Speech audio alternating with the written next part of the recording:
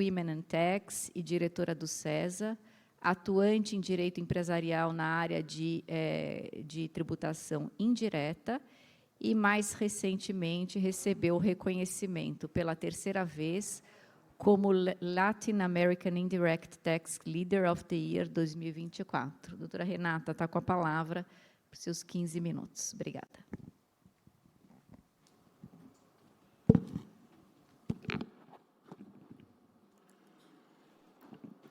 Obrigada, Fernanda, pela gentil apresentação. Bom dia a todos e todas.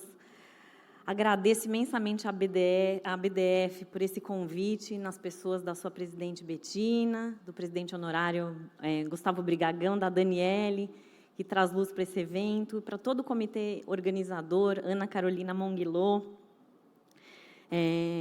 sempre trabalhando com afinco para que esse evento sensacional, que a gente tanto espera para acontecer, tem essa envergadura e seja o representante da BDF, do IFA aqui no Brasil. Eu vou iniciar minha apresentação, aqui minha missão é tratar um pouco, nesses 15 minutos, com vocês, sobre as lições da jurisprudência de PIS e COFINS que a gente traz para a CBS, né? Uma missão um quanto difícil, porque as lições elas nunca se acabam, né? São lições infinitas com o que a gente tem aí de jurisprudência de PIS e COFINS. A gente tem, né, a primeira reflexão que a gente faz quando a gente trata desses dois tributos é a CBS, né, como uma promessa de solução, unificação, com outros princípios, uma promessa de creditamento amplo, sem receita, e agora valor da operação, né, uma CBS com DNA, digo, muito mais de um ICMS, IPI retrofitado, né? Não vamos trazer só os aspectos aí difíceis e ruins. E desafios que parecem ser bastante novos, soluções para problemas prometidos, com unificação, saindo de um sistema de colcha de retalhos, de altas classificações, créditos regulados por instruções normativas. E o primeiro tema que eu trago aqui para reflexão, ele diz respeito exatamente a um período de transição, né? Porque é o que a gente trata primordialmente nesse painel. O tema 179, né, ele tratou exatamente da transição, né, quando estávamos aí num regime totalmente cumulativo para o regime não cumulativo. O tema 179, no julgamento do tema 179, o ministro Edson Fachin analisou a situação dos créditos, né, créditos pendentes do sistema antigo ou créditos tratados com alíquotas do sistema antigo com débitos do sistema novo, né. Temos isso endereçado na Lei Complementar 214 de uma maneira muito contundente, mas com vários requisitos, né. E o que o ministro decidiu nessa ocasião? Que a gente não tem direito adquirido em período de transição. Então, um tema que foi bastante polêmico ao longo dos anos, exatamente dos acúmulos de crédito, do exercício dos créditos e como isso ficaria, foi até objeto foi até um motivo pelo qual, muitas vezes, não conseguimos ter uma reforma tributária, por causa dos diversos créditos acumulados não realizados, pode ser objeto de novas discussões aí no futuro. Então, esse primeiro tema que eu trago, ele diz respeito a esse período de transição, exatamente nos trazendo essa reflexão sobre as dificuldades que a gente pode ter e um alerta. Acho que meus colegas vão tratar ainda desse ponto ao longo do painel, de como tratar os créditos até 31 de dezembro de 2026. Né? É um alerta. Temos precedente jurisprudencial indicando que não tem direito adquirido, não há algo que proteja as empresas num período de transição, então, a corrida está dada a largada. Né? Analisemos nossos créditos e façamos valer aí os créditos. Como não poderia deixar de ser, não podemos tratar do tema 69. Eu até digo que o 69 é o 69 porque ele tem um símbolo de infinito, ele nunca acaba. São as teses filhotes, são os traumas sobre as diversas discussões de base de cálculo e os temas do tributo sobre tributo, né? Que já nascem e são objeto de uma preocupação intensa, nesse momento, com a CBS e o IBS, né? Primeira discussão que tem estado muito em voga diz respeito aqui à inclusão do IBS e da CBS na base de cálculo do ICMS, do IPI e do ISS. Isso porque, na gênese, né, na PEC 45, havia uma expressa determinação desta exclusão, que não foi transportada de maneira alguma, nem para a Emenda Constitucional 132, tampouco para a 214. Entende-se daí que há um espaço para cobrança, e ontem mesmo eu tive a oportunidade de ver um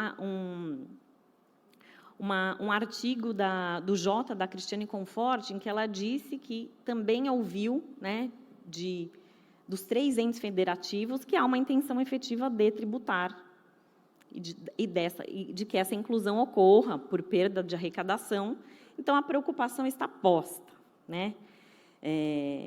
Há um espaço para essa discussão.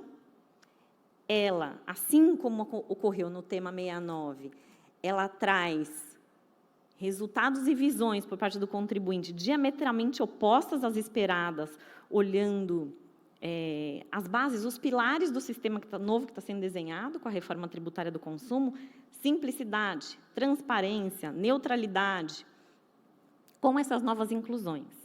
Isso sem falar na própria consecução, né, disso, porque a gente está falando de sistemas técnicos, sistemas tecnológicos sendo colocados para apuração assistida, para split payment e para tudo isso, e a gente vai começando a criar exceções para a base de cálculo, né? Que parece que a gente está num mundo muito simples, muito fácil, num universo em que, claro, os amantes da tecnologia sempre propagaram, nós somos aqui o mundo da urna eletrônica, nós estamos no país da nota fiscal eletrônica, então tudo vai ser simples, rápido e fácil. Mas a gente sabe que também, na prática, isso não ocorre dessa maneira, né? Então, fica aqui essa reflexão, né? Reflexão/medo do que pode ocorrer com relação à litigiosidade nesse tema, já indicando uma discussão potencial. A gente sabe que tanto essa preocupação está presente, que tem aí o PL 16 de 25 tratando desse assunto, né? Buscando trazer novamente a vedação para trazer a neutralidade prometida pelo sistema, mas não sabemos se será aprovado ou se possivelmente teremos muitos litígios aqui nesta frente. Partindo aqui para o terceiro tema, o tema 779, vou ficar aqui de olho no meu tempo, né? Conceito de essencialidade e relevância para fins de creditamento de PIS e COFINS e possíveis impactos para a CBS. A gente sabe que isso foi um mantra, né? E a promessa foi: não teremos mais que pensar em essencialidade e relevância, porque agora o crédito é amplo. Exceções ao crédito, amplo se pago, amplo se não bens, relativo a bens de uso e consumo. E aqueles que não comemoram tanto, muitas vezes, pensando nas situações da realidade, como eu, às vezes discutindo, não tem mesmo, estava discutindo, não, mas vai ser ótimo, porque o crédito é amplo, não temos mais que ficar discutindo se papel higiênico pode tomar crédito ou não.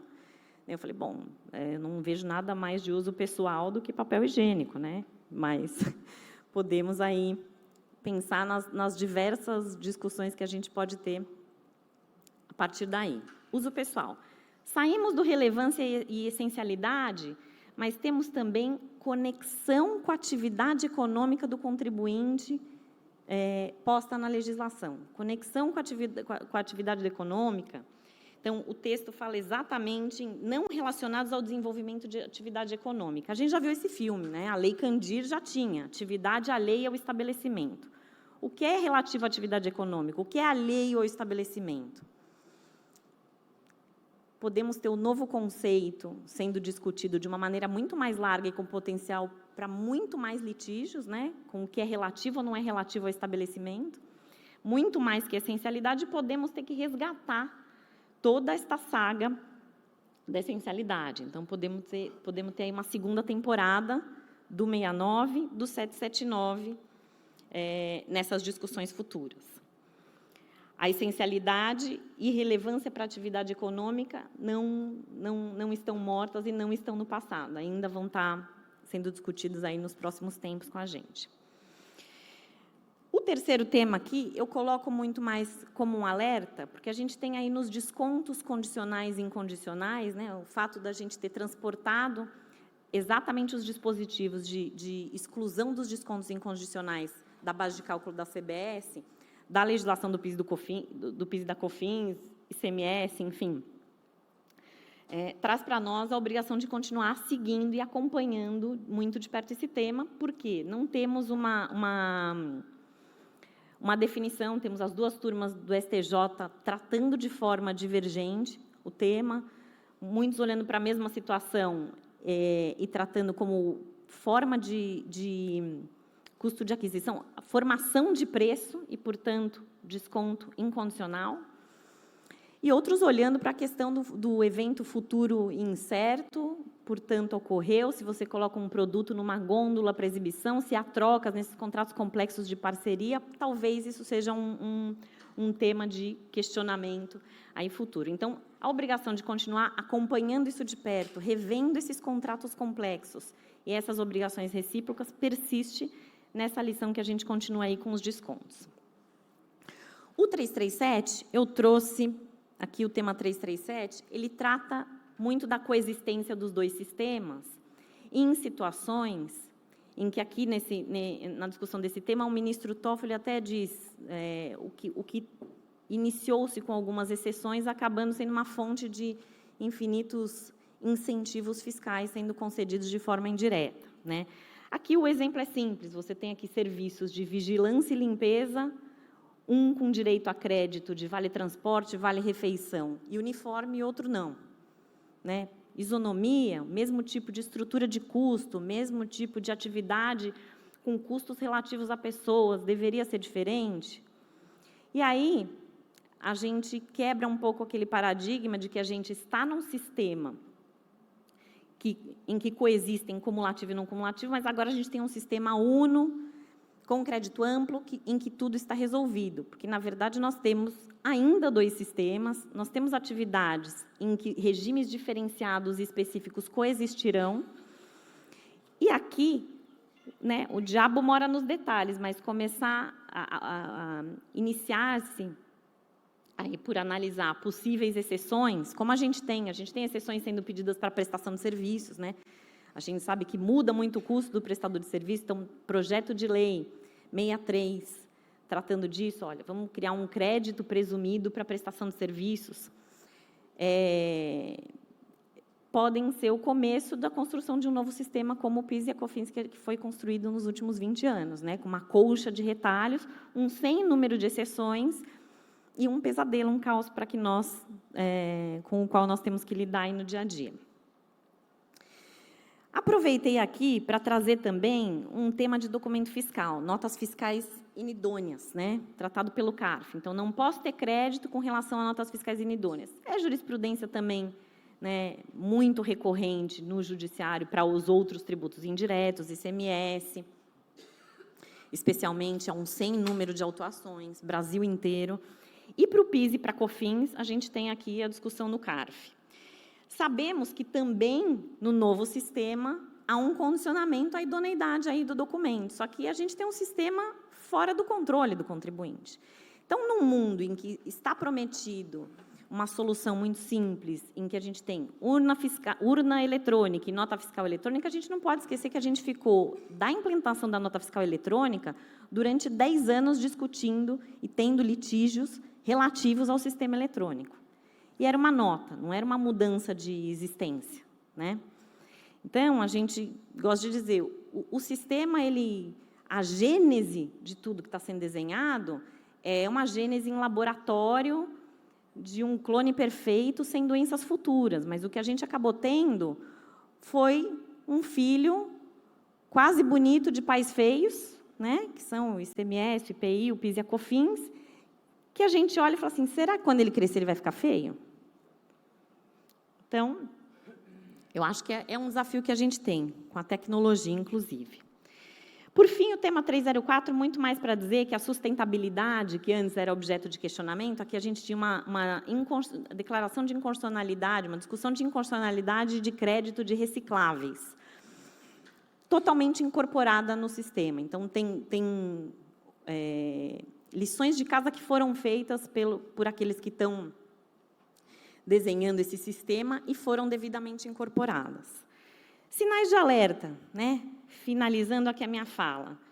Prestem atenção nos seus créditos e vamos cuidar para que a gente não tenha um sistema que comece a criar as diversas exceções que o sistema antigo já criou, né? Que, como diria Peter Drucker, a cultura come a estratégia no café da manhã. Essas eram as minhas considerações. Muito obrigada.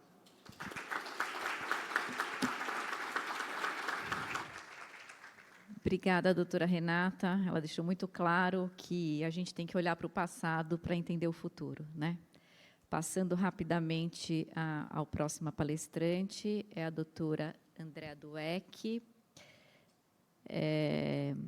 Ela é auditora fiscal da Receita Federal do Brasil aposentada e mestre em Finanças Públicas, Tributação e Desenvolvimento pela UERJ. Doutora Andréa, com a palavra. Obrigada.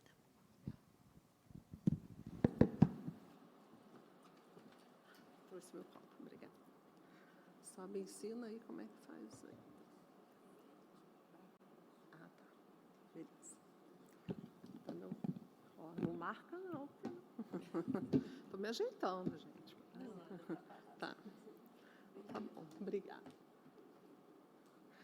Pessoal, bom dia a todas, a todos. É uma honra muito grande e estar aqui nesse congresso tão carioca, né, da BDF, organizado com tanto carinho pela minha amiga querida Daniele, que deve estar por aí. Queria deixar essa homenagem para ela, uma pessoa que mudou a cara da BDF. Então, conheço a Daniele há muito tempo e sei o quanto ela se dedica e o quanto ela traz essa leveza para os congressos. Então, antes de mais nada, queria aproveitar um pouco do meu tempo para homenageá-la. Queria agradecer a toda a diretoria, na pessoa da Carol Monguelô. Fico muito feliz com o convite e, em nome dela, cumprimento todos os presentes e a mesa de brilhantes palestrantes e a nossa presidente. E fico muito feliz de poder fazer parte desse festejo ao direito tributário aqui no Rio de Janeiro, que é tão difícil, né, gente? Vamos movimentar o Rio de Janeiro. Já falei com a Zabeta agora de manhã. Pelo amor de Deus, Rio de Janeiro precisa ter esse movimento tão importante que a BDF traz. Começando, então, o meu tema, eu vim para falar sobre os desafios na utilização dos créditos de PIS/COFINS e a transição para a CBS. Né? Não tenho bola de cristal, não sou taróloga, mas tentei ao máximo, dei meu máximo aqui para a gente poder conversar um pouquinho nesse tempo sobre essa questão. Nós temos aí, todos sabem, um período de transição.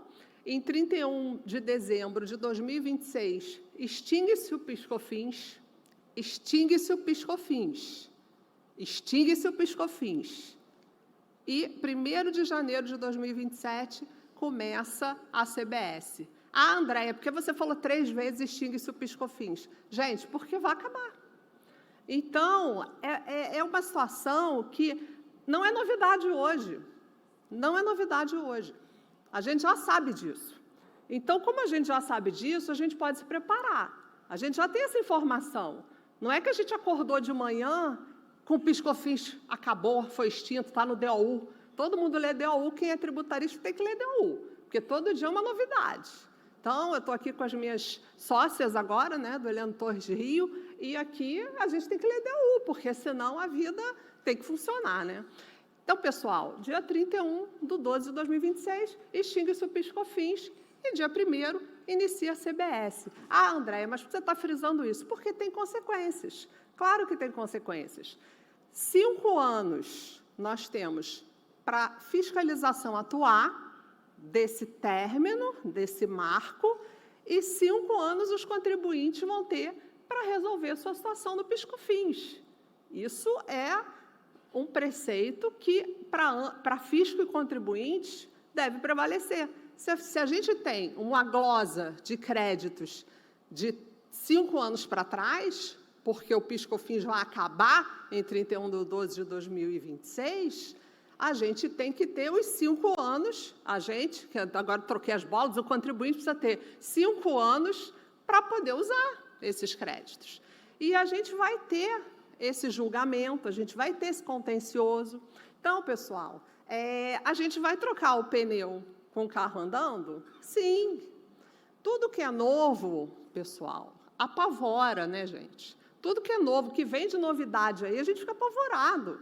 Mas a gente tem que viver. A gente precisa viver o dia a dia. Então, a professora Adilson está aqui, ele foi auditor também, assim como eu. Fico feliz dele estar aqui. A gente fez uma homenagem para ele na DRJ, quando a Receita fez 50 anos. E o professor Adilson é prova de que todo dia tem uma novidade. Ele trabalhou na Receita, ele foi professor da ESAF e ele sabe que quem vive isso, direito tributário, todo dia tem uma novidade. Então, a gente vai trocar o pneu carro andando? Vai, nós somos tributaristas. O que mais nos apavora? Eu acho que não existe, né? Eu acho que a gente está aí para viver, para se desafiar. Tributarista é um lutador, seja ele na Receita, seja ele no CARF, tem conselheiros do CARF aqui presentes também, ex-conselheiros. Então, gente, a vida é um eterno desafio. Então, a atuação da fiscalização precisa ser transparente, precisa ser cooperativa, aí estou saindo do microfone, precisa ser orientativa, porque é isso que a Receita, pelo menos no âmbito da CBS, busca fazer e está fazendo com a conformidade tributária e aduaneira e, principalmente, atuar na área de crédito. Precisa organizar e dar transparência à atuação na área de crédito. Como serão aproveitados esses ressarcimentos, esses pedidos, como serão operacionalizados esses pedidos, se o formulário para esses pedidos, porque até questão de penalidade, se você usa formulário errado, tem. Então, a gente precisa estar muito atento, tanto os dois lados, para que a sociedade ganhe com essas mudanças.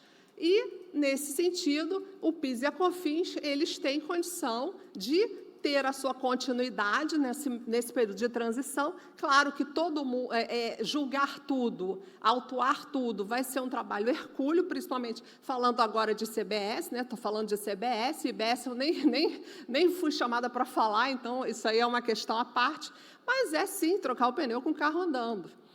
E a regra atual dos créditos, né? Hoje nós temos as leis, né? Quando nasceu o PIS/COFINS não cumulativo, foi um horror também. Quem viveu essa época sabe o choque que foi, pelo menos quem trabalhava na área pública, de ter que fazer esse cálculo. Não tinha sistema para fazer isso. Então, tinha que ser naquela calculadora. E era assim que se fazia. E não adianta, assim, e você tem a discussão toda dos insumos, você tem a discussão dos regimes, né, do regime especial, do monofásico, da substituição tributária, e isso sem contar na importação, que eu nem coloquei aqui, porque para falar da incidência do PIS e da COFINS na importação, a gente teria que fazer um outro evento. Então, é muito complexo a gente trazer isso tudo e saber que isso tem um prazo, uma data de validade e que vai mudar para a CBS. E o que muda? Gente, a gente vai ter uma alíquota única, a gente vai ter o crédito amplo, a amplitude da base de cálculo, a amplitude do aproveitamento, a possibilidade de você compensar com débitos também da própria CBS futuros, menos restrições formais, você vai ter uma simplicidade, sim. Então, é claro que a gente tem questões, gente. É claro que a gente vai ter desafios, como todo tributo tem. Imposto de renda tem, a gente tem desafios, né? O comércio exterior tem muito, mas a gente vai precisar ultrapassar esses desafios. E ultrapassando esses desafios com cooperação, com união, com um ouvido, escutar mais também. Não só, eu vi ontem muitas críticas em relação à reforma. Eu, particularmente, eu sou uma pessoa que eu gosto de analisar os fatos, para depois emitir uma opinião. Eu realmente, assim, apesar de ser uma pessoa muito emocional, eu procuro estar sempre, assim, me colocar, ter uma certa empatia com relação às questões que são postas. Então, eu acho que a gente precisa muito um do outro. Fisco do contribuinte, contribuinte do fisco. Por isso que eu entendo que é tão importante o consensualismo, entendo que o princípio da cooperação não pode só estar escrito, ele precisa ser exercido efetivamente, e por isso eu acredito que com isso tudo posto e efetivo e concreto, a gente vai ter uma boa reforma, sim. Os principais desafios na transição. Então, a gente vai ter aí a coexistência, claro, a gente vai ter tudo, a gente vai ter PIS, COFINS, CBS, a gente vai ter muito trabalho, e quem está no julgamento, quem está na fiscalização, também vai ter muito trabalho, porque vai ter novidades aí, análise de pedidos de ressarcimento, que também você já tem uma experiência do PIS e da COFINS, você vai usar para a CBS, né? E você vai ter que ter respeito ao prazo decadencial. Como você aproveita esses créditos acumulados, né? Você não pode ter um pedido extinto, né? Os pedidos do PIS e da COFINS, eles não podem ser extintos porque acabou em 31 de dezembro de 2026, gente. Então, a gente tem a decadência dos dois lados, para pedir e para fiscalizar. Então, é importante que a contabilidade seja organizada e que a gente tenha uma previsibilidade do que vem. O doutor Marcelo está aqui do meu lado, ele foi conselheiro, ele é auditor, enfim. Ele sabe que precisa ter uma fiscalização, uma organização dessa escrituração para que o contribuinte não sofra um revés. Para isso, a prevenção é primordial. E algumas estratégias, então, que eu trago para os senhores, para a gente tentar mitigar esses riscos na transição, né? É o que eu falei, uma realização de uma auditoria na empresa, para verificar esses créditos. O uso prioritário daquele que tem um risco maior de glosa. Manda logo, vê o que vai dar. Não fica esperando muito. Resolve. Adequar os sistemas. A Receita está disponibilizando várias situações, vários sistemas para fazer essa adaptação. Então, eu acredito que essa mudança, ela já, com a transição, nesse período, já está acontecendo, né? A análise de precedentes administrativos também e súmulas, que vão continuar. Precisam continuar, porque pelo menos vai ter mais uns 10 anos aí de discussão. Então, essas súmulas, elas não podem se perder. Esses precedentes, eles não podem se esvair. Eles vão continuar sendo usados, porque o julgamento, ainda estou falando de julgamento administrativo, mas ainda temos o judiciário. Então, nós temos aí uns 10, 15 anos ainda de discussão de PIS/COFINS.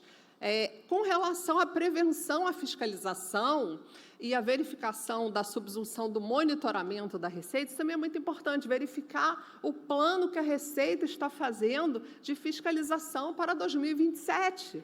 É muito importante que a gente verifique. Esse ano já saiu de 2025, vamos verificar 2026, para a gente saber se está no escopo do monitoramento, o que a Receita vai priorizar em relação ao PIS/COFINS. É muito importante que isso esteja em mente dos senhores e das senhoras, porque é um momento de mudança. Alguns exemplos que eu trago aqui do CARF, de precedentes importantíssimos, recentemente, inclusive com súmula e solução de consulta da Receita corroborando. Um caso, por exemplo, é o caso do frete. Isso é uma discussão danada na Receita, sempre foi, porque o frete, dependendo da situação, não podia usar como crédito.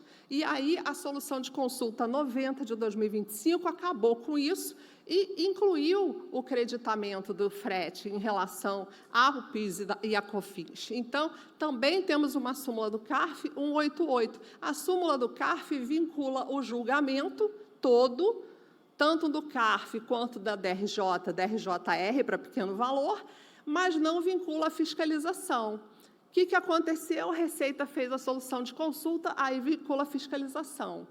Aí você vê a importância também da solução de consulta, porque aí o que acontece?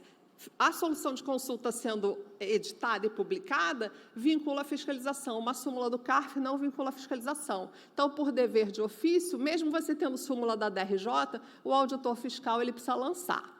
Outro entendimento também é a súmula CARF 189, que fala dos insumos agrícolas. Então, os insumos na fase agrícola, eles são denominados os insumos dos insumos. Então, vejam, são entendimentos que não podem sair, virar fumaça. Eles precisam continuar a existir, porque essas súmulas do CARF elas vão ser utilizadas para o futuro e precisam ter a sua importância também no âmbito da CBS, que vai ficar bem mais amplo e bem mais fácil de se realizar.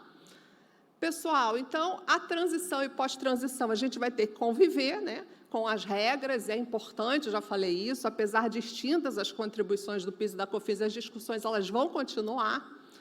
E algumas reflexões bem rapidinho, que eu deixo aqui para vocês, se tem exemplo em outros países que a gente possa utilizar, que sirva para o Brasil, que não adianta a gente utilizar exemplo de fora, que não tem nada a ver com o nosso país. Então, a gente precisa também entender se vale para o Brasil.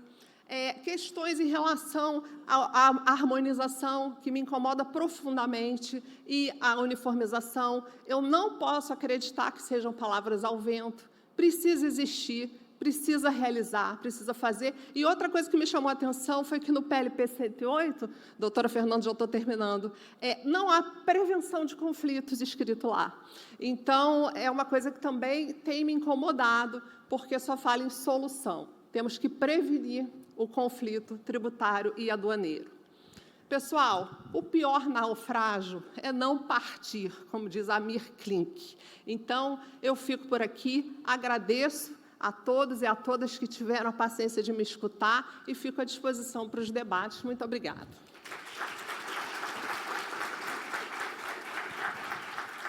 Obrigada, doutora Andréia, pela sua fala. Fica claro que, além da gente ter que realmente observar o passado para entender como a gente vai para o futuro, que o PIS/COFINS vai acabar em 2031, no mínimo, porque a fiscalização de 5 anos, enfim, os pleitos de ressarcimento, enfim. Ótimo, vamos continuar aqui. O próximo palestrante, eu convido o Dr. Paulo Aires Barreto. Ele é professor de Direito Tributário da USP, livre docente pela USP e presidente do IGA-IDEP. Professor Paulo, com a palavra.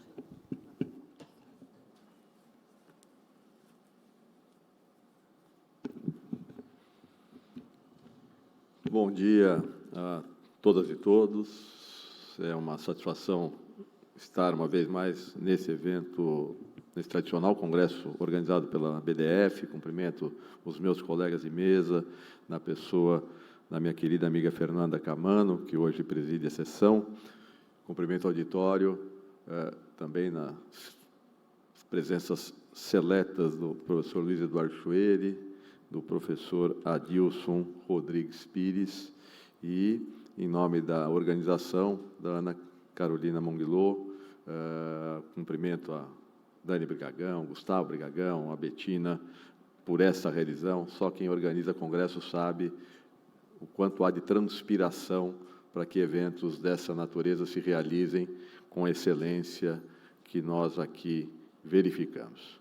O meu tema é bem objetivo, bem pontual, e eu, por organizar congressos, eu costumo sempre respeitar a missão que me é dada. Vedação dos créditos de bens e serviços de uso pessoal é o tema que me foi conferido. E eu não tenho como falar desse assunto sem lembrar de um episódio ocorrido comigo envolvendo o professor Geraldo Taliba. Aliás, hoje, o Instituto Geraldo Taliba completa 50 anos de existência, exatamente nesta data, o que me fez lembrar do professor Geraldo, como sempre.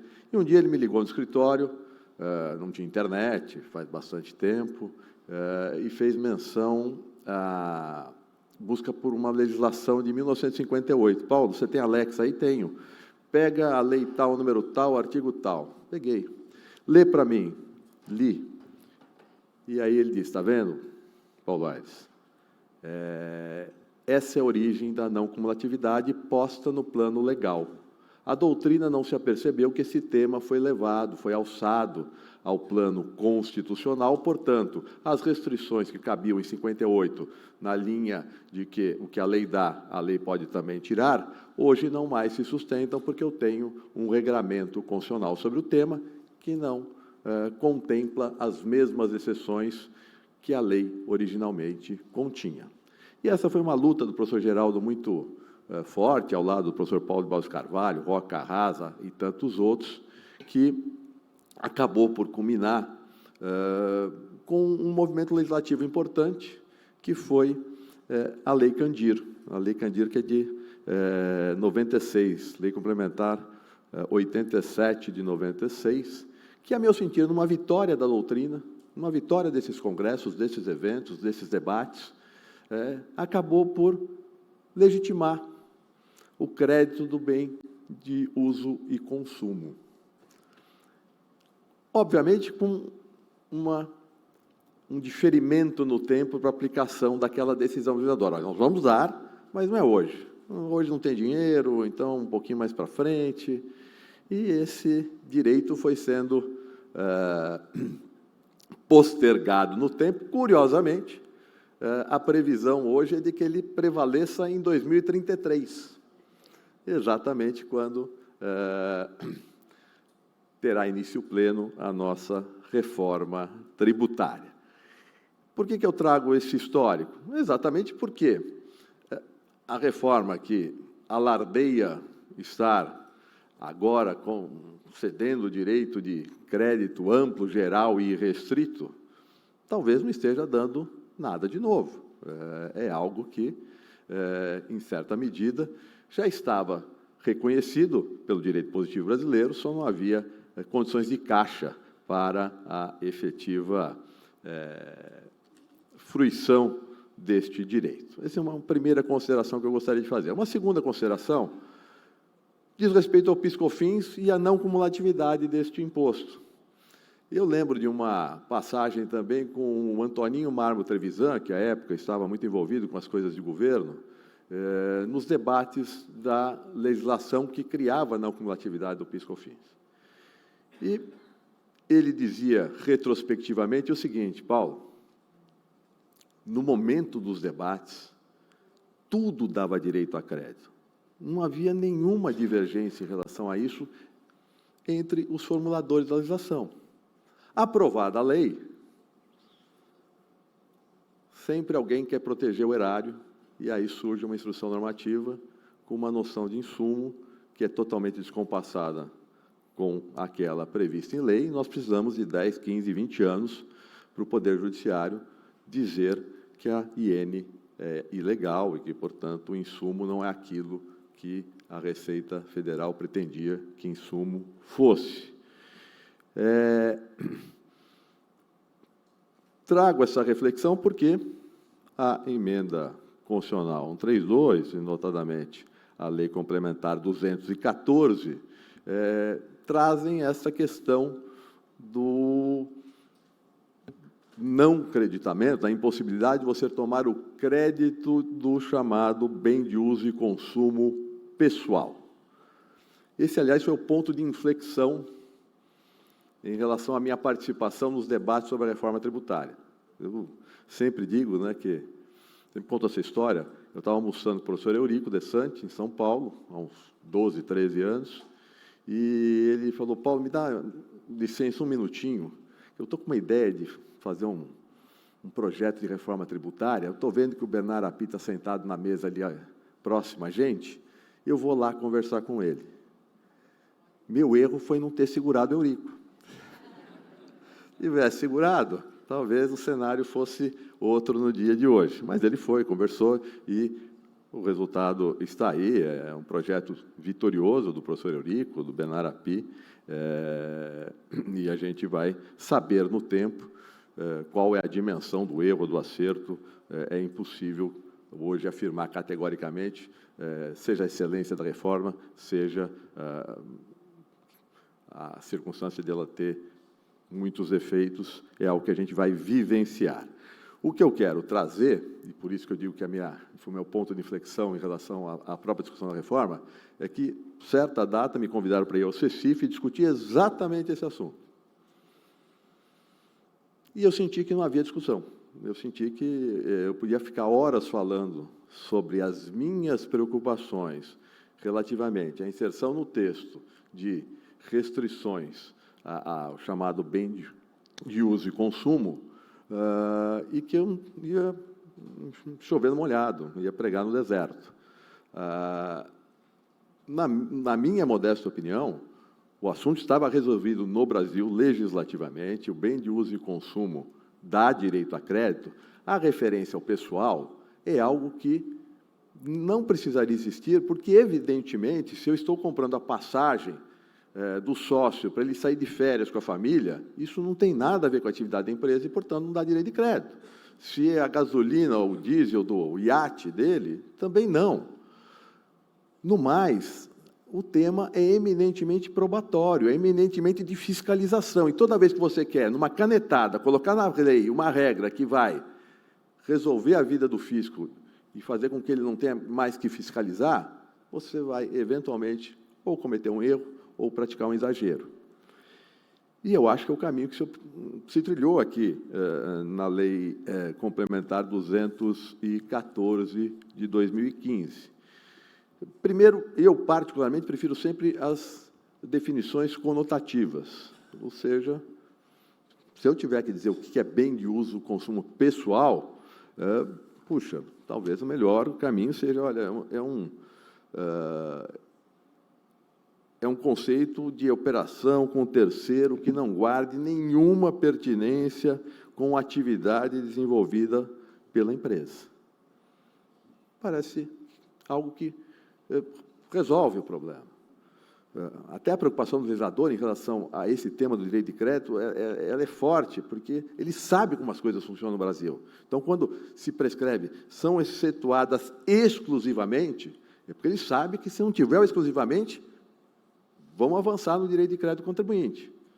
E o caminho da definição conotativa é sempre um caminho mais seguro, a meu sentir. Temos as exceções previstas na Lei Complementar 214. Joias, pedras, metais, obras de arte. E, numa primeira leitura, fica a sensação, puxa, realmente, por que uma obra de arte vai dar direito de crédito? Pois há situações em que me parece fazer todo sentido que a obra de arte dê direito de crédito. Quem já se hospedou no hotel em São Paulo, o professor Chueire, com certeza, Rosenwood, sabe que aquele hotel é caracterizado, em certa medida, por ser um museu da hotelaria, uma série de obras que compõem o seu acervo. E tudo isso está refletido no preço da diária. Portanto, é algo importante para que aquela receita plenamente tributada seja gerada. Bebidas alcoólicas. Também a primeira sensação é de que, não, realmente, está certo o legislador, mas ontem mesmo, ou hoje, se vocês passarem pelos estandes que estão aqui à porta deste salão, verão patrocinadores desse evento ofertando aos congressistas bebidas alcoólicas, que custaram, que terão um crédito de IBS a elas vinculadas, e me parece que, nesse cenário, essa despesa de marketing, de propaganda, é plenamente passível de gerar direito de crédito. Armas e munições. Se eu estou lutando pela segurança do meu negócio envolve um risco importante em termos de segurança, e se eu preciso de uma equipe armada para manter a segurança do meu negócio, crédito. O professor Chueire tem uma casa maravilhosa em Itu, e lá, perto da casa do professor Chueire, tem uma atividade que eu não gosto, mas há quem dela goste. Tem um local que você vai para atirar. Os carros velhos lá, o pessoal que gosta de atirar. Poxa, para que eu possa ter a receita parque de diversões para quem gosta de tiro, eu preciso usar arma e munição, ainda que com toda a segurança que a atividade requer, mas isso, com certeza, haverá de dar direito de crédito. Portanto, o que se deveria buscar, efetivamente, era o desvio, a circunstância em que, efetivamente, algum item adquirido e não tem qualquer correlação com o negócio da empresa, com a atividade da empresa. E quando a gente não trabalha com essa perspectiva conotativa, quando a gente vai criando exemplos, os exemplos vão funcionar em certas situações, não vão funcionar em outras. Sempre lembro de uma frase do professor de Harvard, Frederick Schauer, no sentido de que a regra, muitas vezes, pode ter o chamado caráter subótimo, ou seja, ela resolve bem 99% dos casos, e não resolve, idealmente, 1 ou 2% dos casos existentes. Ainda assim, é uma boa regra, porque ela tirou do aplicador o dever de interpretar os 99% dos casos com a sua aplicação objetiva.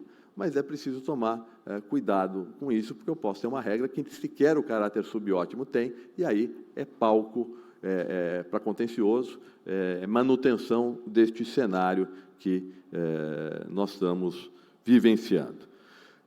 Uma última reflexão, e aqui, usando esse minuto final que eu tenho, para falar da reforma em relação ao direito de creditamento como um todo, me parece que nós temos um grande equívoco aqui, que foi mencionado nos congressos passados pela Rita de la Féria, professora portuguesa, radicada na Inglaterra, que foi chamada pelos propositores da reforma como a santa padroeira da reforma tributária brasileira.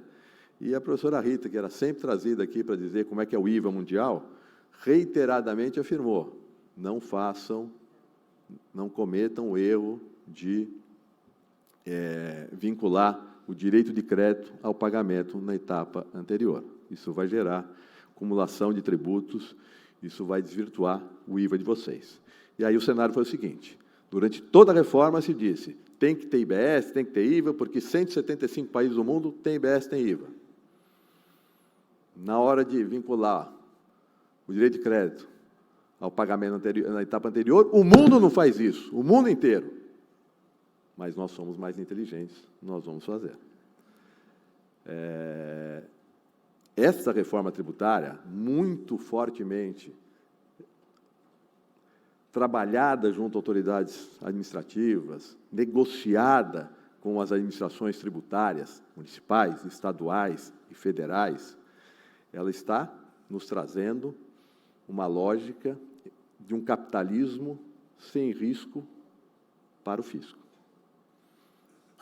O fisco não corre risco, ele está sempre com o dinheiro na mão, na frente, e ninguém vai conseguir sonegar, ou a sonegação vai ser muito difícil. Há vantagens nessa lógica? Poxa, se todo mundo paga mais, se todo mundo paga menos, no geral. Há uma lógica interessante, mas, efetivamente, o capitalismo tem risco. E está ficando para as empresas toda a conta. Vai funcionar? O futuro dirá. Como eu comecei na fala de ontem, dizendo que precisávamos todos aqui ingressar como estudantes, eu reitero essa posição hoje, lembrando uma frase de Guimarães Rosa, no sentido de que mestre não é quem sempre ensina, mas aquele que, de repente, aprende. Muito obrigado.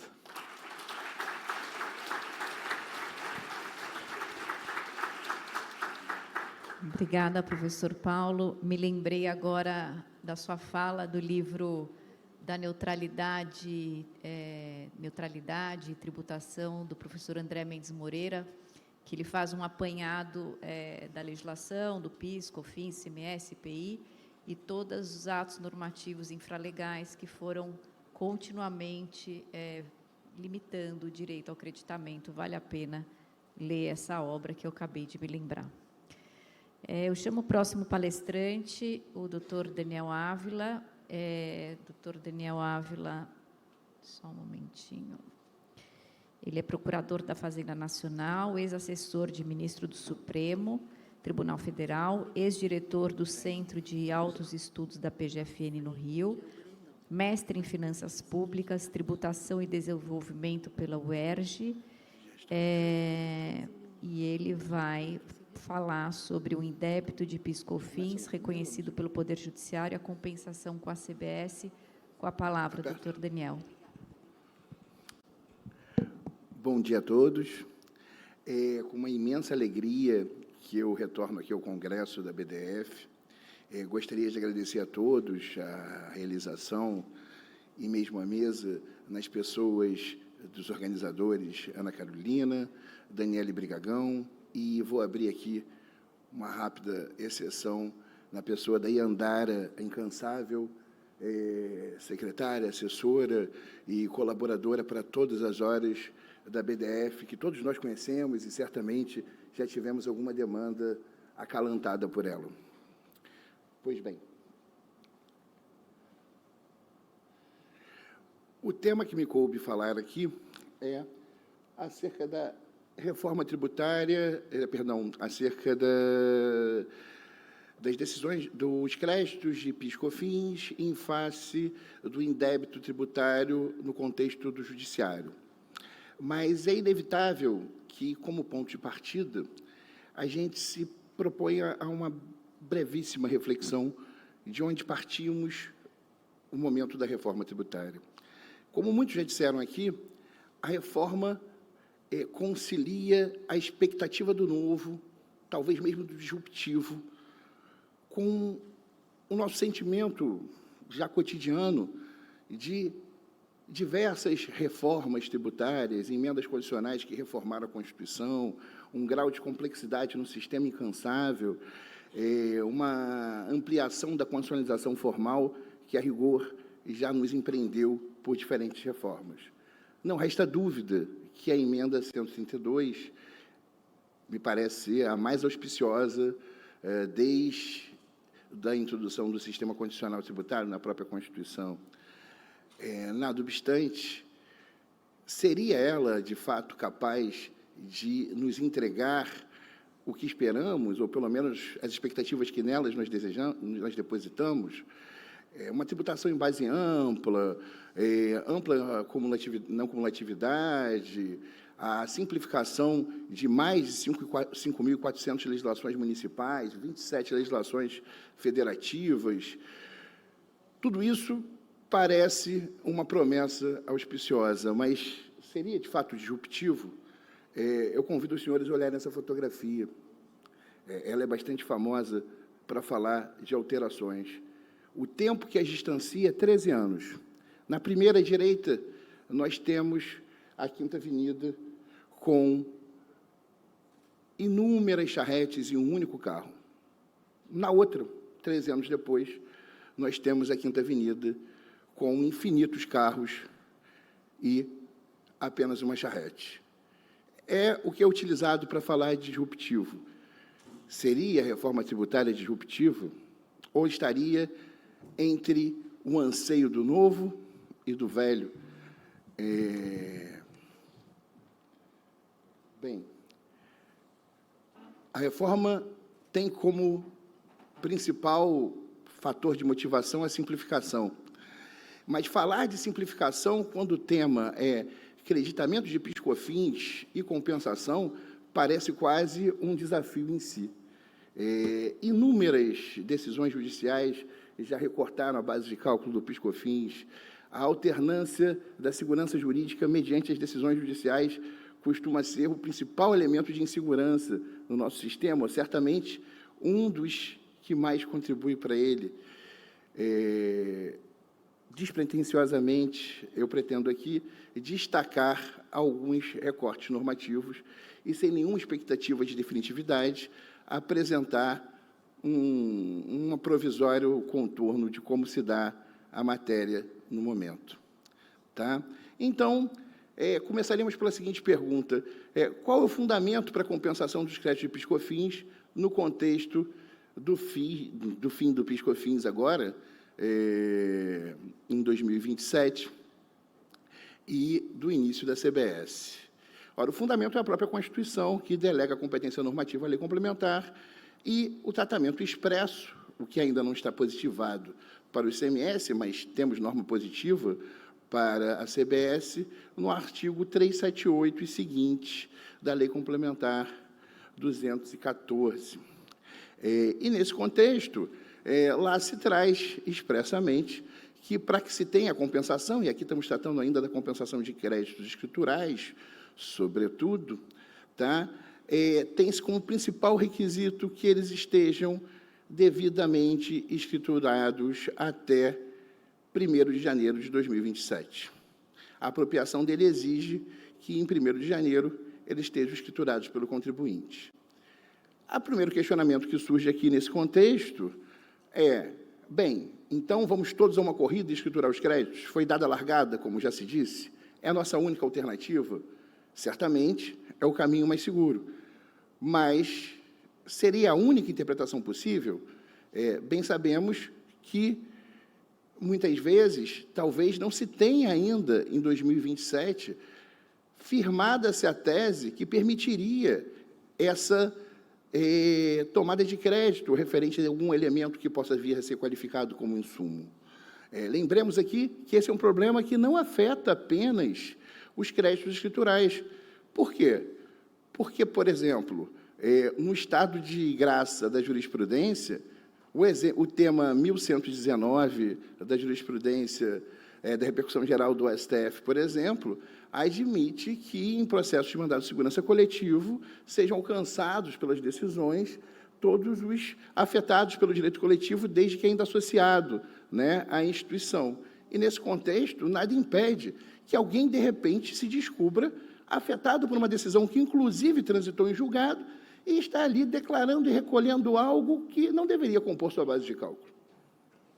E, nesse contexto, teremos aqui, sim, em razão de uma decisão judicial, alguém que deve mudar sua escrituração contábil e se valer da norma no 318. Uma outra possibilidade que tem sido colocada à reflexão seria uma interpretação que conciliasse a possibilidade de retificação do próprio expediente contábil, né, e a escrita desses créditos dentro do próprio prazo que se tem de retificar o lançamento, previsto no artigo 168. Sem tomar partido de maneira definitiva, confesso que tenho aqui uma maior simpatia pela posição, sobretudo por conciliar a ideia de não cumulatividade. É claro, ninguém tem direito adquirido a trazer os créditos, é evidente, muito menos a regimes jurídicos transitórios, mas não nos esqueçamos aqui que os princípios que orientam a reforma tributária vão no sentido não só da não cumulatividade, mas também de uma certa alteridade entre posições de fisco e contribuinte, que consigam enxergar os problemas e construir um espaço para uma consensualidade e alguma harmonização de entendimento para um futuro auspicioso. Bem, e quanto às compensações que se darão depois do trânsito em julgado? Ora, elas, me parecem, continuam afetas ao microsistema normativo, hoje vigente, que informam a compensação das mais diferentes decisões que reconhecem créditos tributários. Aqui, incerto o artigo 170-A do CTN, que exige o trânsito julgado em si, para a própria compensação, todos os parágrafos infinitos do artigo 74 da Lei 9.430, com suas regras de compensações não declaradas e compensações não homologáveis, vedando a compensação da natureza de alguns créditos, e até aqui temos o elemento da transitoriedade. Até pouco tempo falaríamos que o PIS/COFINS é especialmente afetado por uma norma restritiva, mas sabemos que a medida provisória a qual me refiro perdeu a validade durante o processo legislativo. E, nesse microsistema, temos ainda um entendimento firmado pelo Superior Tribunal de Justiça, inicialmente no julgamento do RESP 2.178.201, e reafirmado ontem, imagino que os senhores tenham visto, pelo menos eu recebi o julgado ontem, não me recordo se ele era especificamente de ontem ou de anteontem, onde o Superior Tribunal de Justiça, mais uma vez, em aparente alinhamento das suas duas turmas, afirma que o prazo para realizar a compensação de créditos se inicia com o trânsito em julgado da sentença. A quem conhece o precedente, sem me alongar em críticas subjetivas aos relatores, a argumentação não é a argumentação que gostaríamos de ver no tempo e hora em que estamos inseridos. Imaginar que o contribuinte possa utilizar a manutenção do crédito como uma forma de investimento e aposta na Selic para se beneficiar de algum tipo de rentabilidade diferenciada, não presta conta das sinceras razões da limitação. A limitação se dá por uma escolha interpretativa e legal, e a razão de ser dela é porque o Estado sempre funciona numa conta de chegada. O fato é que a erosão do PIS/COFINS se deu de tal forma e de forma tão imprevista e tão complexa que as diferentes compensações de créditos oriundas das alterações da base de cálculo do PIS/COFINS provenientes da jurisprudência criaram uma incerteza sobre o orçamento público. A melhor solução é limitar em 5 anos? Talvez não seja, mas nem sempre o direito diz o que a gente quer ouvir. É uma solução legítima, me parece. Talvez haja outra. Acho que o tema não está 100% sedimentado. Certamente todos os senhores têm suas teses específicas que devem estar sustentando nos tribunais, mas me parece haver uma sinalização bastante clara pelo marco do trânsito em julgado e pelo tempo de 5 anos. Lembramos ainda que esse contribuinte poderia, sim, pela jurisprudência recente, pedir, então, a conversão do julgado em procedimento de cumprimento de sentença, fazer a sua liquidação judicial e convertê-lo em precatório. Mas, mais uma vez, talvez eu estivesse sendo meio insincero em dizer que esse é um caminho tranquilo a ser adotado pelo contribuinte. Lembremos que nas indas e vindas dos diferentes recursos que transitam pelo judiciário, aquele precatório lá dos 12 mil pinheiros está na sua 3ª ou 4ª rescisória, agora em sede de ação civil pública. Então, alguns julgados, a rigor, duram mais do que qualquer tempo, e para um contribuinte que se planejou para compensar o crédito, certamente esperar sua liquidação pode significar a ruína. Por fim, eu acho que nos cabe trazer alguma reflexão sobre a eventual aplicação do artigo 38 da Lei Complementar 214, a compensação de créditos judiciais decorrentes do PIS/COFINS junto à CBS e o IBS. Traz a norma a seguinte redação: em caso de pagamento indevido ou maior, a restituição do IBS e da CBS somente será devida ao contribuinte na hipótese. Inciso 1º, e aqui eu quero destacar especificamente essa norma, a operação não tenha gerado crédito para o adquirente dos bens ou serviços. Bem, essa norma me parece específica e circunscrita, sistemática, que se inaugura com a CBS e o IBS, e não me parece que tenha o condão de alcançar, algumas conjecturas têm circulado em artigos, mas, por hora, eu desconheço o posicionamento que sustente que ela tem um condão de alcançar os créditos provenientes do PIS e da COFINS a serem compensados com a CBS.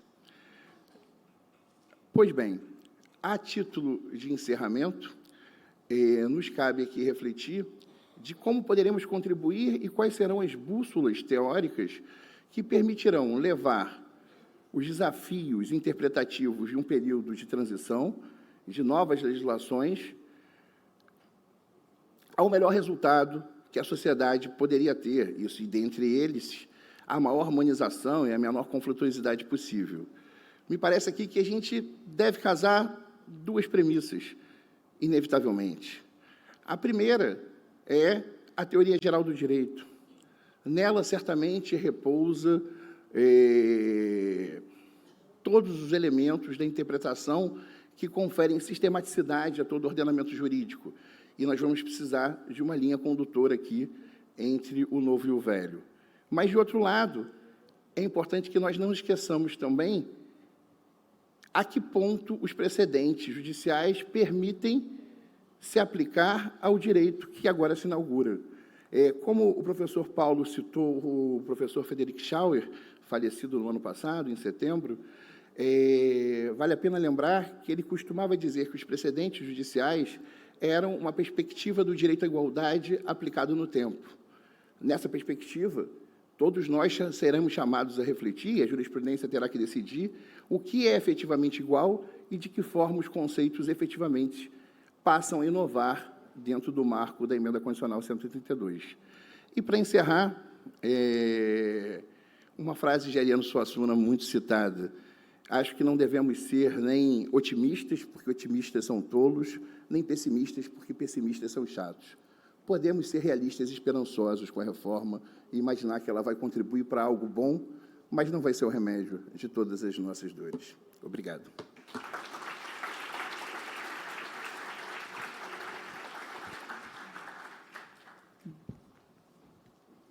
Obrigada, doutor Daniel. Muitos temas importantes, compensação, regramento de compensação, que a gente também já tem experiência, como esses regramentos foram evoluindo, e a teoria dos precedentes. Próximo palestrante é o doutor Marcelo Magalhães Peixoto. O doutor Marcelo presidente e fundador da Associação Paulista de Estudos Tributários, da PET, mestre e doutorando em Direito Tributário pela PUC São Paulo, e o tema dele é a extinção do PIS/COFINS e o início de vigência da CBS, uma visão estratégica e empresarial.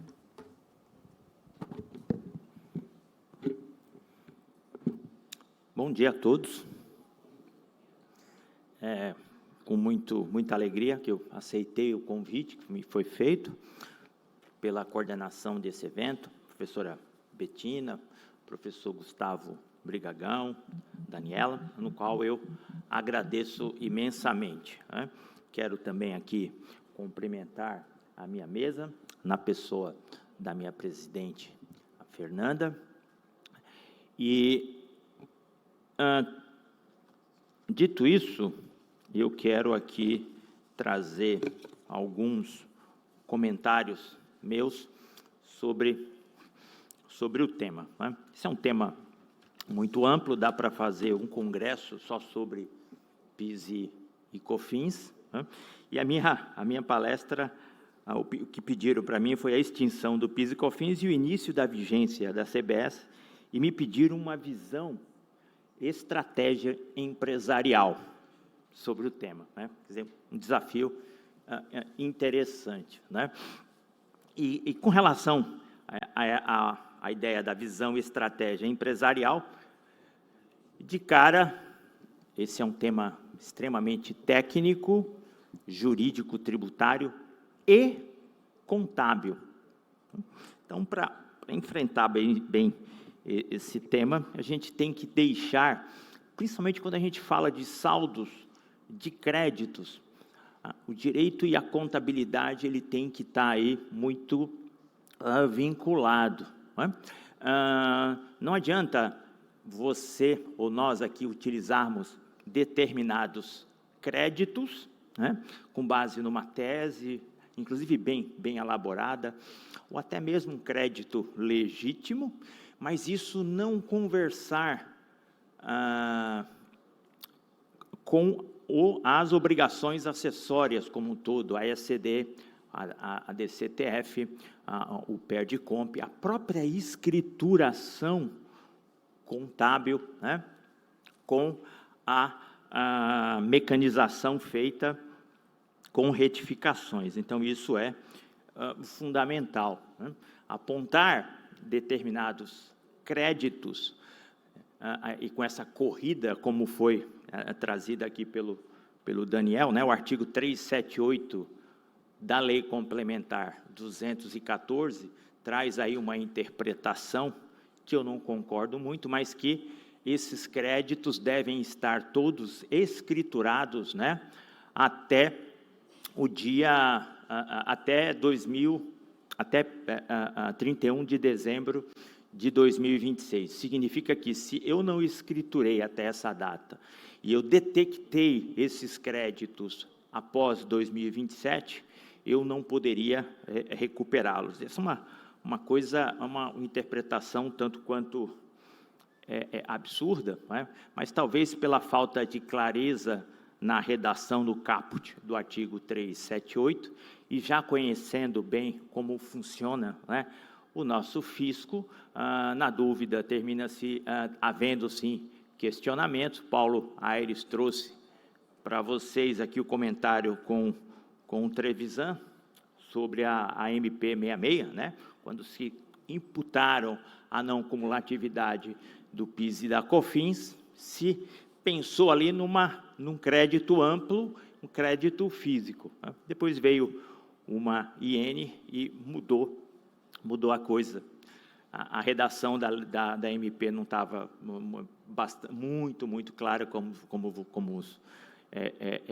a gente conhece, então veio uma IN e terminou vedando, né, aquele direito mais amplo da tomada de crédito. Com o passar do tempo, a jurisprudência corrigiu parcialmente esse problema. Talvez isso, Paulo, esteja nascendo aqui no 378, né, posto pelo Daniel, quer dizer, a necessidade do crédito estar escriturado na contabilidade até a data da extinção do PIS e da COFINS. Se não tiver, mesmo que você tenha pago a maior, não tenha recuperado esses determinados créditos, você não poderia retificar. Penso que essa não é uma interpretação mais correta, né? Mas, com relação à extinção do PIS e da COFINS, começamos uma não cumulatividade pelo método subtrativo indireto, que foi posto pela Lei 10.637 e 10.833. Esse método subtrativo indireto, ele só se preocupa se a operação anterior foi tributada, ele não se preocupa com o valor da carga tributária que sofreu o insumo na operação anterior, né? Meu fornecedor, ele pode estar tanto no lucro real como no presumido, mesmo até no simples. Isso vai gerar hoje, né, 9,25 de PIS e COFINS de crédito, que o método é o método subtrativo indireto, é base contra base, desde que a operação anterior tenha sido tributada. A CBS, que ainda vai começar, pelo que a gente extrai, né, da norma, da Lei Complementar 214, da emenda constitucional 132, é que esse crédito ele é amplo e irrestrito, é o chamado crédito financeiro, né? Eu posso tomar crédito de praticamente tudo, desde que também as operações anteriores tenham sido tributadas e o meu crédito é limitado ao valor do imposto destacado nas operações anteriores e com mais um condicionante que o Paulo nos lembrou aqui, né? Tem que ter ocorrido o pagamento, né? Coisa que os grandes especialistas em IVA condenam, como o Paulo trouxe aqui da professora Rita. Um outro estudioso também do tema aqui brasileiro é o André Mendes Moreira, no seu livro sobre a IVA, né, que foi publicado em 2013, ele está, inclusive, atualizando para 2014, ele traz a mesma ideia, né? A mesma ideia.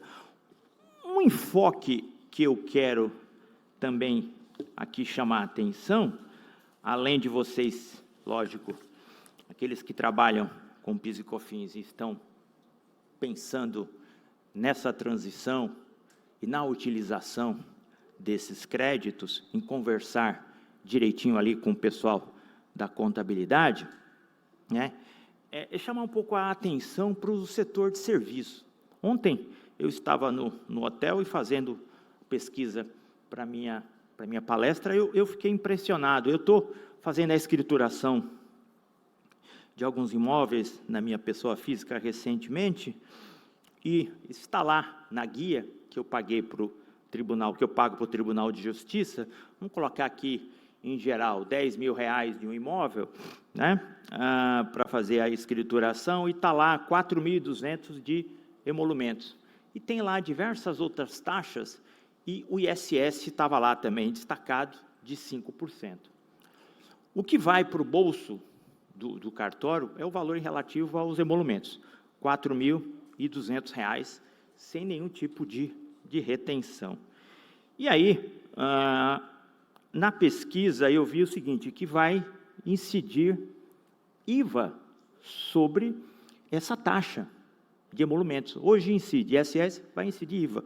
Então, algumas cidades pagam 3% a 5%. O Recife, por exemplo, é 5%. Isso vai para 26% a 28%.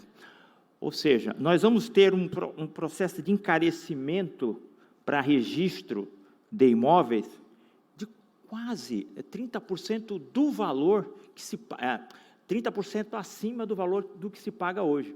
E se a gente calcular os 5%, dá 5, 10, 15, 20, é um valor assim absurdo. E alguns me disseram, né, numa discussão no escritório, me disseram, não, mas o pessoal do cartório, Marcelo, de uma forma maldosa até, eles ganham muito dinheiro, isso é custo deles. Não é não, não é custo deles, coisa nenhuma. É custo nosso, a guia já chega pronta, a gente paga para o Tribunal de Justiça, e o Tribunal de Justiça repassa o valor dos emolumentos diretamente para o cartório, e quem arca com esse custo diretamente somos nós, né? Parece até que talvez isso possa ter um efeito na diminuição, inclusive, de regularização de imóveis, né? Principalmente nas camadas sociais mais humildes, né? Também eu vi que no setor de aéreo vai haver também um aumento aí cerca de 105% da carga tributária atual. Estão se falando aí de que vai também haver menos viagens, né?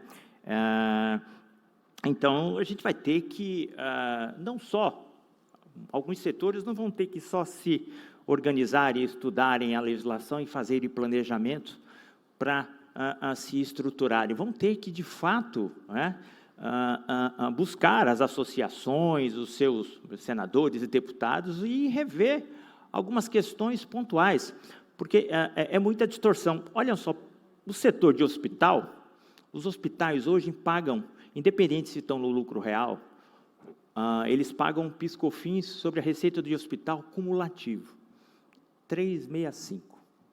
Eles vão passar a pagar de forma não cumulativa. Mas como eles vão ter eles têm uma redução de 60% do valor das alíquotas, eles vão ter uma carga tributária menor do que o que eles têm hoje. Olha que interessante. Falando com o Renato Nunes ontem, eles, com uma redução de 60%, o PIS/COFINS deles vai ficar mais ou menos na mesma alíquota atual. O PIS/COFINS, não, perdão, a CBS. O PIS/COFINS vai estar extinto. Vai estar em 365, com direito a crédito. Então, vai haver uma redução. E aí a gente fala, não, mas é importante, saúde. A saúde tem que ser incentivada. Só que isso não vai acontecer, por exemplo, no setor de educação privada. O setor de educação, que é tão essencial quanto a saúde, vai haver um aumento. Olha aqui, o setor de educação privado vai ter um aumento de cerca de 75%. Né? Independente de se está certo ou se está errado, o que a gente percebe é que essas questões, principalmente relativas ao setor de serviços, elas não foram estudadas, não se analisou o impacto, né, dessas mudanças para cada tipo de setor. Por que para a saúde, por que para hospitais acontece isso, e por que para a educação é algo ao contrário? Por que ainda na área de saúde, médicos e clínicas vão ter um aumento absurdo, né? Principalmente o médico, pessoa física, também vai pagar, as clínicas, né, vão pagar o IVA a 27,5%. Enfim, é algo que é bem... Essas distorções todas, né, já indo para o final, é que o setor de serviço, eles geram 70% dos empregos, né, no Brasil, equivale aí a mais ou menos 59% do PIB. E 70% das suas despesas, das despesas de serviço, é mão de obra. E mão de obra não gera crédito de PIS e COFINS. De sorte que o setor vai sofrer mesmo um aumento importante, né? Alguns podem dizer, não vai ter, isso é repassado no preço. Mas muitos economistas, inclusive o Felipe Salto, recentemente, fala aqui da possibilidade disso gerar inflação, né? Gerar inflação e criar problemas. Eu não acredito que tudo isso vai acontecer assim, de forma certa. Eu acho que dependendo do que vai acontecer aí na política o ano que vem, talvez a gente venha a ter uma reforma da reforma, né? Já tem projetos de reforma constitucional da própria reforma, mas a reforma das leis complementares, a 214, isso penso que é certo. Falando com meu querido amigo Alcoforado, no próprio projeto 108 já tem muita coisa que se está alterando na lei complementar 214, né? Então, a gente tem que esperar e se preparar. Mas, para os tributaristas em geral, que atuam com PIS e COFINS e que trabalham com o tema, né, há que se ter muito cuidado com relação à utilização desses créditos. O tema da conformidade, aí ele é fundamental. 70% dos autos de infração que se vê de PIS e COFINS não é nem por causa só de divergência, mas por erros na escrituração e essa falta de compatibilidade entre a ECD, a ECF, né, com as demais obrigações acessórias. Dito isso, eu agradeço a fala de vocês e muitíssimo obrigado.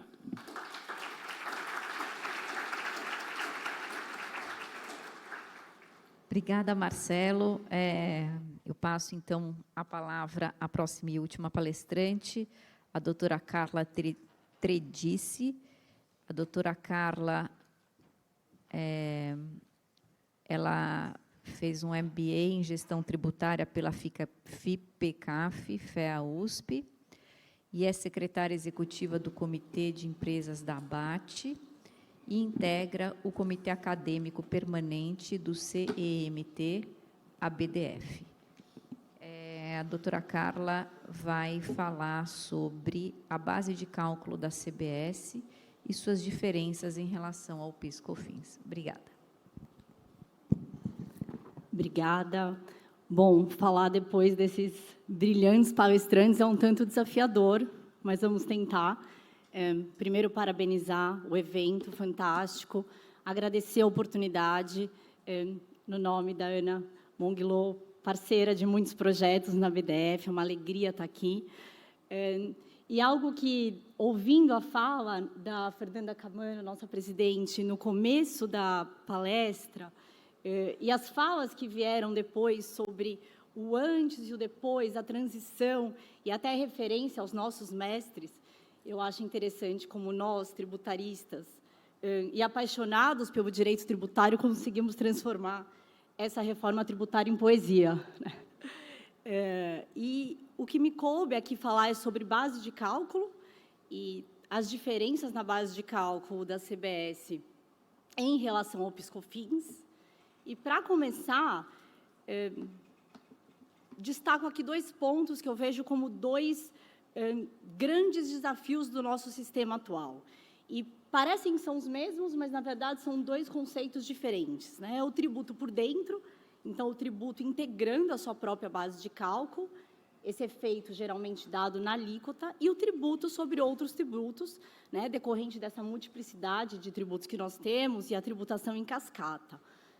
O modelo da reforma tributária que foi pensado, planejado, implementado na Emenda Constitucional 132, busca expurgar esse modelo, então, expurgar o IBS e CBS da sua própria base de cálculo e expurgar os demais tributos das bases de cálculo do IBS e da CBS. Nos resta alguma discussão em relação a IBS e CBS na base do ICMS, pensando no período de transição, né, como já foi comentado. E aqui, base de cálculo da CBS, como foi na Emenda Constitucional 132, exatamente isso, IBS e CBS. Primeiro um ponto importante, né? Aqui estamos falando de CBS como tema por conta da comparação do PIS/COFINS, mas lembrando que IBS e CBS possuem a mesma base de cálculo, são irmãos gêmeos, as mesmas regras, então, muitas vezes fazendo comentário IBS, estamos querendo falar também da CBS. Então, mesma base de cálculo, vedada a inclusão desses tributos nas suas próprias bases e na base dos demais tributos. Então, aqui, fim da sistemática da cumulatividade, do cálculo por dentro, né, do tal do GROSSAP, que, ao meu ver, é uma grande problemática da cumulatividade, razões da tese do século e de tantas outras discussões, buscando o quê? Simplificação e transparência. E quando a gente fala de mudança de base de cálculo, e aqui, quando eu estava aprofundando até o tema e pensando em pontos interessantes em relação à diferença do PIS/COFINS, muito me veio sobre diferenças em relação à hipótese de incidência, né? Nós temos uma hipótese de incidência, uma base de incidência diferente ou mais ampla, né, da CBS em relação ao PIS/COFINS. Então, o que me trouxe a reflexão, e aí não vai ter como não citar, né, o nosso ilustre professor Paulo de Barros Carvalho com a sua regra matriz, que a base de cálculo ela está totalmente ligada ao fato gerador. A materialidade é uma decorrência direta da mudança do fato gerador. E aqui já começa no ponto de partida. PIS/COFINS, obter receita. CBS, realizar operações com bens e direitos. Fornecimento. Ainda que receita, no limite, seja o resultado dessas operações com bens e direitos, tangíveis, intangíveis, enfim, a base ampla da CBS, por conta das suas particularidades, especificidades, hipóteses de incidência, a gente vai ter uma diferença nesse ponto de partida que nós temos hoje, que é a receita. Para além disso, a própria discussão que a gente tem do que é receita, para fins de PIS/COFINS, receita bruta no cumulativo, totalidade da receita no não cumulativo, o que entra, o que não entra. A princípio, a gente supera essas discussões sobre receita quando a gente tem como ponto de partida o próprio fornecimento, a própria operação. Então, base de cálculo se conecta com a materialidade. Eu acho que esse é um ponto de reflexão teórica, mas bastante importante para a gente entender a mudança de base de cálculo da CBS em relação ao PIS/COFINS. Deixo aqui a citação do Paulo de Barros Carvalho, e um ponto que me chama sempre a atenção, que é a base de cálculo tem essa virtude de confirmar, infirmar ou afirmar o critério material expresso na composição do suposto normativo. Bom, passando agora um pouco para esses parâmetros gerais e indo para a Lei Complementar 214, o artigo 12 traz ali a composição da base de cálculo da CBS e do IBS. Valor da operação, montante integral cobrado pelo fornecedor, com os acréscimos previstos, que a gente vai ver algumas exceções, né? Os regimes específicos, financeiros, planos de saúde, concurso de prognóstico, enfim, que tem aí algumas adequações, né, para adaptar a regra geral às especificidades desses sistemas. E dos acréscimos ao valor da operação, destaco algumas coisas aqui. Acréscimos decorrentes de ajuste, isso não vejo tanta discussão aqui. Juros, multas, acréscimos e encargos. Esse ponto foi algo bastante debatido. E nos parece que a ideia, e aqui um ponto importante é, juros, multas, acréscimos, encargos são aqueles relacionados ao fornecimento. Então, aqui estamos falando de operações parceladas, com juros, multas contratuais, né? Então, em nenhum momento aqui são juros de uma aplicação financeira ou de uma operação financeira, mas os juros, multas e acréscimos decorrentes daquela operação, daquele fornecimento. E a ideia aqui é que tudo que esteja na nota, né, tudo que seja cobrado do cliente, entre na base de cálculo da CBS. Acho que o racional foi esse, mas tem discussão, lembrando que os juros já era receita bruta, desde que embutido no preço, ou podia ser receita financeira nas operações em que, de fato, tinha um juros destacado e o consumidor tinha ciência, né, que a partir de 5 parcelas tem tanto de juros, isso era receita financeira. Então, a gente tem uma mudança aqui.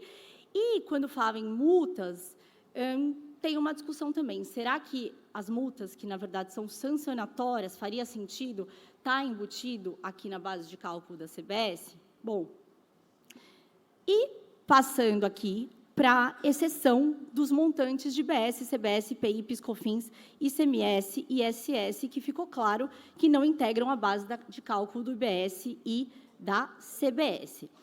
Aqui eu trouxe um exemplo para mostrar um pouquinho o impacto, né, dessa mudança na composição do preço, né? E temos discutido muito isso em termos de implementação da reforma tributária, a repactuação dos preços, a renegociação dos preços, a renegociação dos contratos, até para que não gerar o efeito de inflação que o professor Marcelo comentou, né? Então, aqui, o valor do produto com tributo, que é como é hoje, é o GROSSAP. É o GROSSAP na base de cálculo do PIS/COFINS, ali embaixo um desenho da fórmula, né?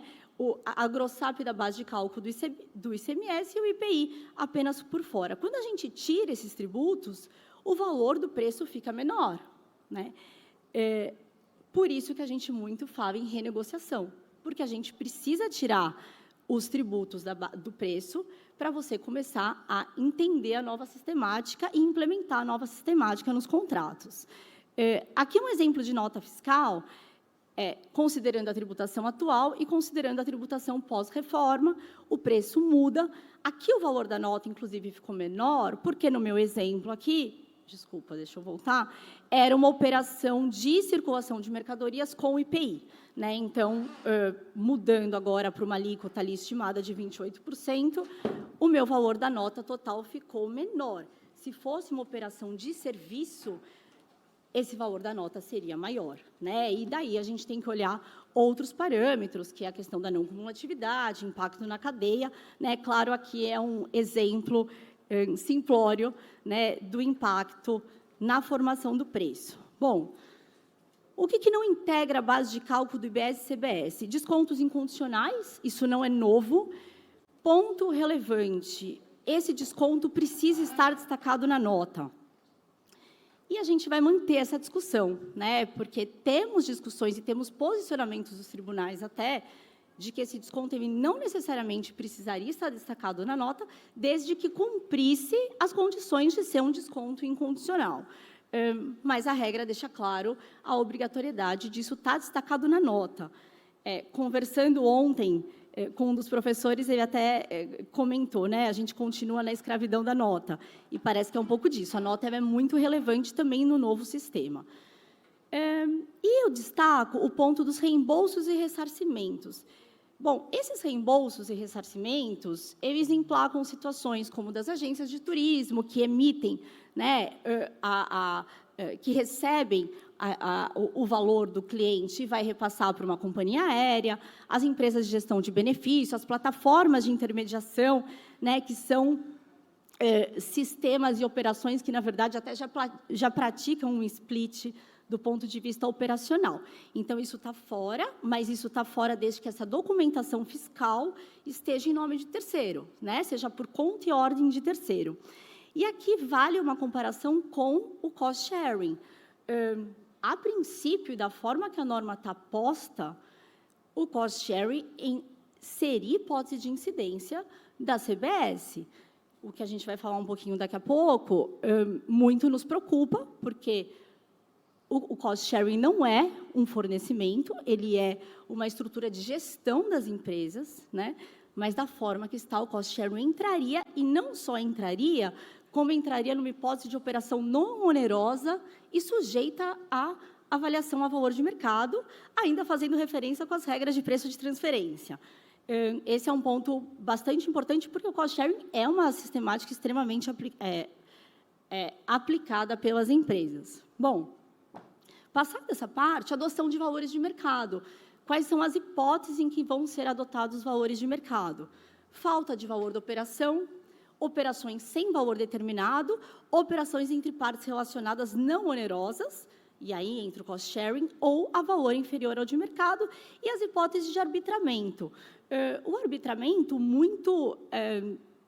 aquelas mesmas hipóteses que a gente tem em relação à legislação atual, falha na emissão de nota fiscal, nas informações. Mas, enfim, um ponto que me chama aqui a atenção é, no texto do PLP 68, que foi o que deu origem à Lei Complementar 214, fazia-se alusão, na verdade, referência expressa à Lei de Preço de Transferência para aplicação dos parâmetros de valores de mercado aqui na CBS, no IBS, enfim. Na conversão do PLP 68 na legislação complementar 214, não é feito mais a referência expressa, mas foi feito um Ctrl+C, Ctrl+V do texto de TP para a legislação da tributação sobre o consumo. Isso nos gera muita preocupação, dado que a legislação de preço de transferência já é extremamente complexa, né? A adoção de valor de mercado já tem uma série de parâmetros e complexidades, e trazer isso para a tributação do consumo, eu não sei o quanto, na prática, vai ser algo factível ou é mais um desafio que temos pela frente. Expectativa que o regulamento melhore isso ou traga regras mais limitadas e mais específicas, né?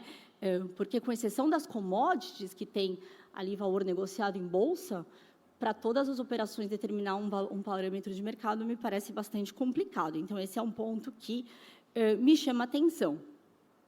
Tem uma observação interessante, que não está ali na sequência do artigo 12, mas está ali no artigo 5º, que fala que o regulamento poderá flexibilizar a exigência deste valor de mercado em operações entre partes relacionadas, para determinadas situações, que não estejam sujeitas à vedação da apropriação de crédito, e aí são as operações, por exemplo, de bens de uso e consumo pessoal, e no âmbito de programas de conformidade fiscal, a figura da conformidade fiscal bastante viva e ativa na reforma tributária.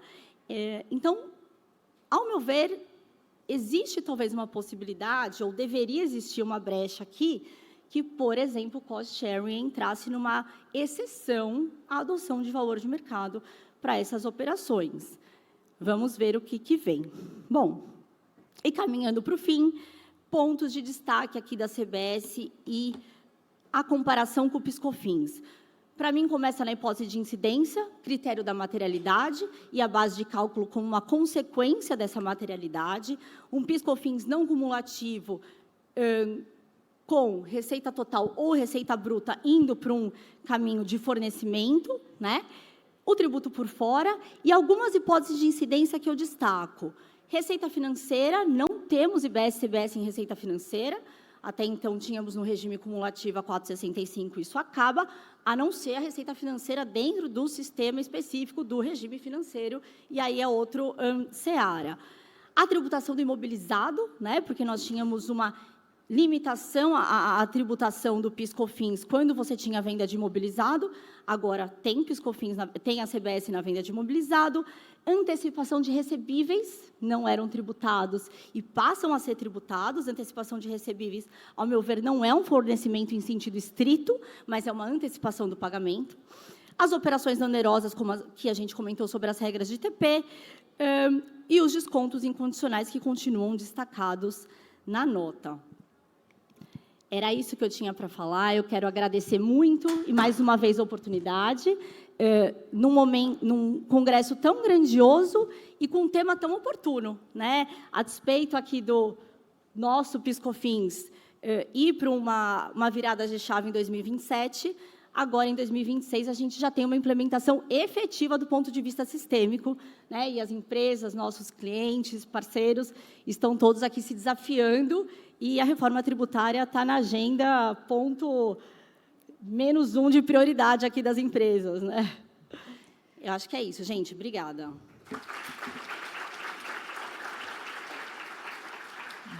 Obrigada, Carla. Ela realmente dissecou a base de cálculo, né, dos novos tributos. E eu gostaria de fechar essa mesa com uma referência ao professor Paulo de Barros Carvalho, mais uma vez.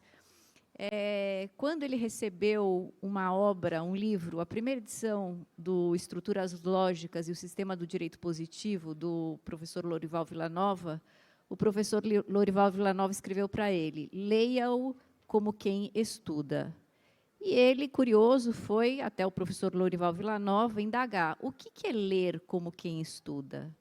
E o professor Lorival Villanova disse o seguinte: leia atentamente, sublinhando tudo que lhe pareceu importante. Depois releia, separando os trechos grifados, se possível, isolando-os em uma folha separada. Agora, se gostar mesmo, leia mais e mais vezes. É assim que faço quando o livro me interessa. Então, retomando a última fala do professor Paulo Aires, que agora a bola está conosco para nós lermos, estudarmos com profundidade, para poder manejar todas essas novas categorias que estão à nossa frente. Muito obrigada e convido todos para o coffee break, 10 minutos para retornar. Muito obrigada, encerro a mesa.